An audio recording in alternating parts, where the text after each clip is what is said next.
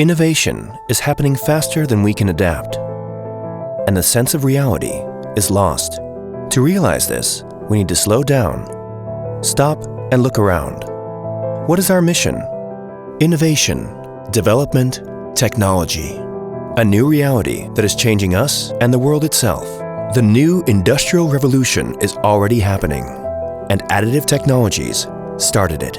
Printing an aircraft engine part or human body implants in a few hours, something that was impossible 30 years ago, has become very real today.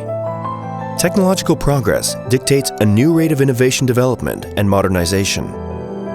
Rusatom State Corporation, being a global technology leader, has created a special company, Rusatom Additive Technologies, which acts as a federal integrator for additive technologies and develops a new industry on a national scale. The company's activities include the production of 3D printers, the creation of materials for 3D printing, software development, and the launch of additive printing centers. Research is our passion. We create and implement innovations, the use of which is unlimited. We implement the technology that stimulates the development of companies and the economy itself.